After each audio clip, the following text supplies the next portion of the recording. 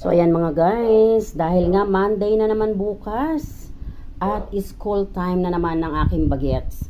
So, kaya naman si Tita Wena on to the rescue to make the marinated for breakfast and for his lunch. Yes. At yan po ay sweet adobo. Ayan. So, yan po ay minarinate natin sa sesame oil, sweet manis, konting tuyo and calamansi. Ayan. May pineapple juice pala to maintain ng juiciness ng ating chicken.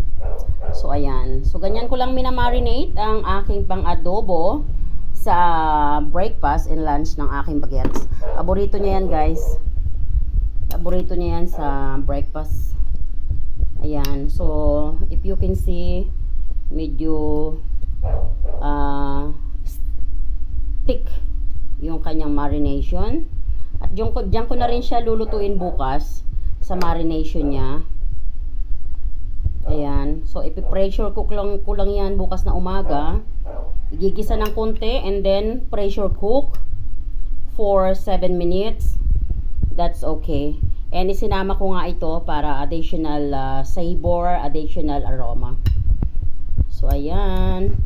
At i-cling wrap na natin yan at ilalagay muna natin sa refrigerator para bukas ng umaga ay ready to cook na. Ayan.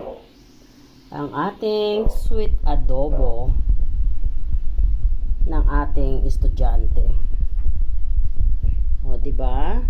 So, dapat organize tayo guys para hindi tayo malilate at ang ating estudyante ay hindi rin malilate. So, gabi pa nga lang, minamarinate ko na ang pagkain niyang bagets na yan. Kaya lang minsan, nalilate pa rin siya kasi nga, mabagal siyang kumilos. Yes. Sabi ko nga sa kanya, make it faster a little bit. Kasi nasasayang yung pagigising ko ng umaga. Gigising ako ng sobrang aga, tapos napakabagal mo naman, and then late ka pa rin. Ayan. So, minsan guys, yung ating mga bagets, no, educate natin sila, explain natin sa kanila, while they need to be punctual into their school. Kasi kung hindi natin i-explain, pagagalitan lang natin sila kasi they are moving too slow and they're always late. Hindi dapat laging pagagalitan lang. Dapat i-explain natin sa kanila why they need to make it faster. Why they need to move faster, no? Kasi kung hindi nila malalaman.